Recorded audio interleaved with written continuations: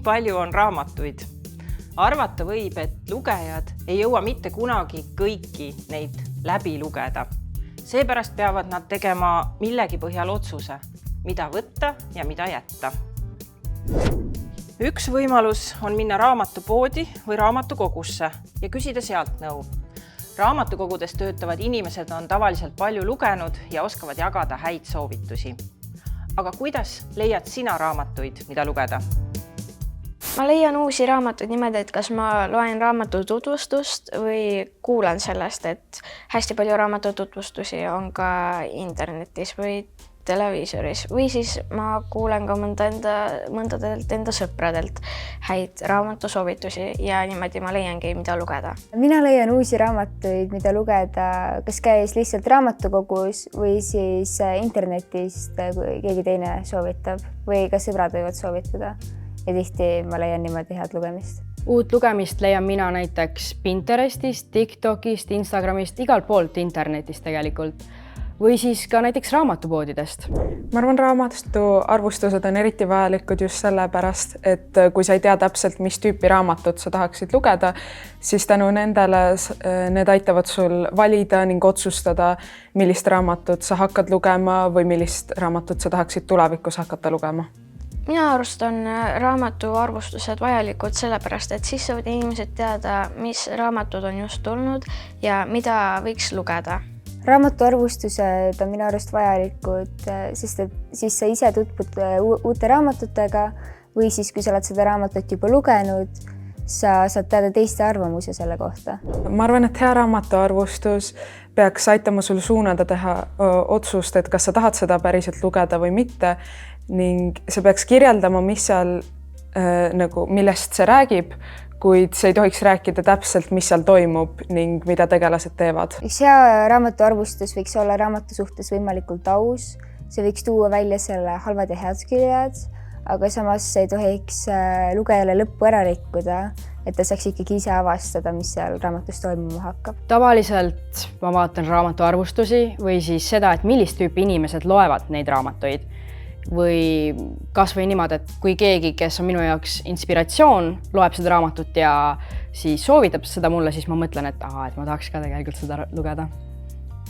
Ma olen lugenud päris paljusid raamatuarvustusi, aga üks on mul meeles sellepärast, et kui ma seda lugesin, siis mul tekkiski selle järele huvi ja see on selline raamat nagu Lotte Brooksi Äärmiselt piinlik elu.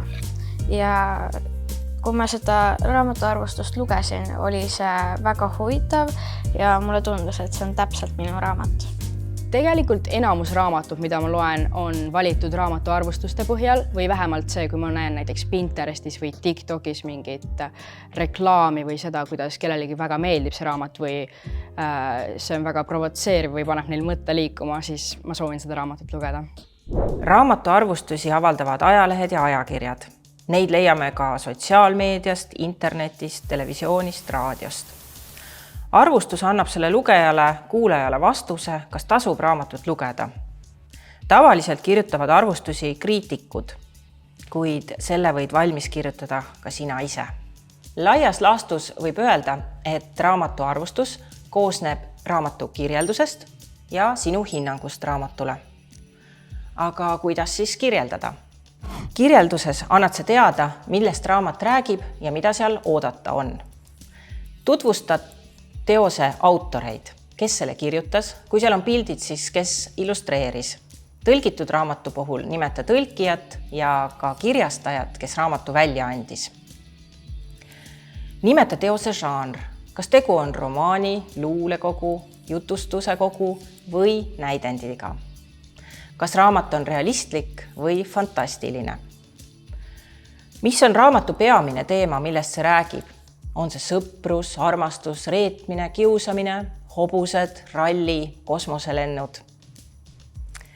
Siis too esile tegelased. Võid ka mainida, kelle vaatenurgast on see lugu edasi antud. Too välja põhisündmused, tegevuspaigad ja tegevusaeg. Kas see lugu toimub olevikus või minevikus või on see edasi antud hoopis kellegi meenutusena, millest lugu pihta hakkab? Vaata raamatu keelt ja stiili. kas raamatut on sul lugeda kerge või raske? Millist keelt kirjanik kasutab? Kas selles loos on ka huumorit? Kas tegelaste vahel on dialoog? Kas see on omapärane? Aga nüüd tuleb üks hoiatus. Ära mitte mingil juhul ütle, mis peategelasest lõpuks saab ja millega lugu lõpeb. Jäta see rõõm lugejale endale. Raamatule hinnangut andes saad olla vaba ja loov. Too välja raamatu plussid ja miinused. Aga ära jää pidama ainult heale või halvale.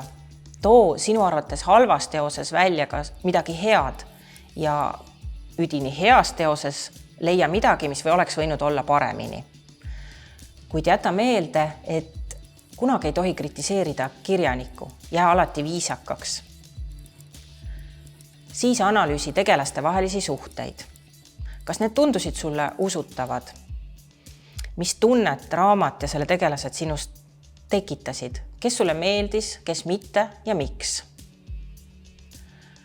Siis vaata, kas raamat oli eriline. Too välja selle raamatu eripära ja kirjelda, miks see raamat oli eriline. Mis oli teoses teistmoodi kui varem loetutes? Ja võib-olla meenutas see raamat sulle midagi, mida sa oled varem lugenud. Vaata ka raamatu kujundust ja kui selles on illustratsioone, siis illustratsioone. Kas sul oli raamatut kerge käes hoida, sirvida? Mis tundeid tekitas sinus kaanepilt? Kas illustratsioonid andsid loo sisu ka omamoodi edasi? Nüüd räägime oma ala asjatundjaga. Tere, Jaanika! Tere, Kätlin! Räägi palun meile, kuidas sina raamatuid arvustad? Kui ma olen leidnud sellise teose, mis mind kõnetab, siis ma tavaliselt võtan ta kohe jälle uuesti kätte ja hakkan pliiatsi ja paberitega seda raamatut läbi töötama, märgin ära olulisemad kohad, siis on mul hiljem arvustust kirjutades hea kohe järgi vaadata, mida ma tahtsin öelda või millised on need faktid, mis selles raamatus on. Mõnikord sünnib arvustus hästi kiiresti, ma hakkan kohe algusest ja lõpetan lõpus, mul on mõte kuidagi selge, aga teinekord nõuab arvustus ka natukene rohkem tööd, et siis ma kirjutan lõikude kaupa, räägin natukene sissejuhatuseks, räägin autoritest ja seejärel hakkan siis keskenduma probleemidele või tegelastele. Ja kui mul on suurem osa arvustust valmis, siis ma panen selle paariks päevaks seisma, et üles leida vead ja ebaloogilisused, et läheneda sellele arvustusele natukene nagu lugeja, kes minu arvustust näeb ajalehes või internetis kuskil.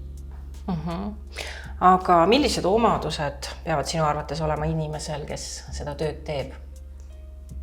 Ma arvan, et raamatu arvustaja peaks ennekõike armastama raamatuid lugeda, peaks armastama nende kohta arvamust avaldada ja ta peaks oskama küsida raamatu kohta küsimusi, et miks kirjanik on valinud sellised tegelased, sellise tegevuskoha, miks illustraator on valinud just need steenid illustreerimiseks või miks see raamat on sellise kujuga kas või. Et selline hästi avatud meel on nagu raamatu arvustaja puhul väga teretulnud. Aga milliseid raamatuid sulle endale kõige rohkem arvustada meeldib? Mulle meeldibki arvustada selliseid raamatud, mis on natukene nagu kapsad, et sa ei tea tegelikult, mis nende sees peidus on. Ja need raamatud tavaliselt jätavad siis õhku palju erinevaid küsimusi ja me ei saagi lõpuks teada, et kas kirjanik on mõelnud niimoodi või teisiti. Et üsna palju sõltub ju raamatu arvustuses ka selle lugejast, et mulle meeldivad just sellised küsimustega raamatud, võib öelda. Suur tänu sulle heade mõtete eest. Võta heaks. Paneme nüüd kõrva taha mõned head nipid arvustuse kirjutamiseks. Ole asjatundja, kes teab, millest ta räägib. Raamatut oled lugenud, aga uuri ka tausta. Kes on kirjanik, millal on raamat ilmunud, mis keeles? Kui see on tõlgitud, siis mida tead selle maa kohta, mis keelest raamat on tõlgitud? Hea on teada ka, et milliseid teisi raamatuid on samal teemal kirjutatud. näiteks kui lugu räägib jalgpallivõistkonnast, siis milliseid sporditeemalisi raamatuid on veel. Kui lugu räägib muinasajast, siis milliseid esiajaloo teemalisi raamatuid on veel olemas. Lugemise ajal tee märkmeid. Hea on, kui sa hoiad oma pilgu ja mõtted terava kogu aeg. Sa kirjuta üles olulisi sündmusi, fakte ja ka mõtteid, mis sul lugedes tekkisid. Hea arvustaja raamat näeb varatavasti välja nagu üks kaapsas. Seal vahel on järjehoidjad ja kleepsud, mis märgivad tähtsaid kohti. Muide, nendest on kasu ka hiljem, kui sa pead üle kontrollima, kas kõik arvustuses vastab tõele, kas su faktid on õiged, siis sa saad hästi niiviisi järele vaadata. Enne kirjutama hakkamist kogu ja koonda oma mõtteid ja seda aitab teha teistega arutlemine. Räägi sõbraga, mõne muu tuttavaga, täiskasvanuga, raamatukogu hoidjaga. Kui raamatu kohta on juba ilmunud mõni arvustus, siis võid oma tekstis hiljem vaielda või rääkida justkui selle eelmise arvustajaga. Siis on see sinu kahekõne temaga. Kui sa kirjutad, siis sa võid olla loominguline ja kasutada värvikat ja põnevat keelt. Et oma sõnavara rikastada, selleks uuri sünonüüme, vanasõnu, kõnekäände ja arvesta, et see arvustus on sinu looming. Aga jäta ka meelde see, et kui sa kasutad seal kellegi teise varem välja öeldud mõtteid, siis sa pead sellele alati viitama. Ja siis, kui sa oled oma teksti valmis kirjutanud, su esimene variant on valmis, siis jäta see paariks päevaks seisma. Ja kui sa tuled selle teksti juurde tagasi, siis on su pilk arvatavasti selgem ja lugedes torkavad kõik vead ja kordused ja ebaloogilisused paremini silma. Pane oma arvustusele pealkirja alles siis, kui kõik on valmis. See annab sulle võimaluse panna täpsem ja selgem pealkiri.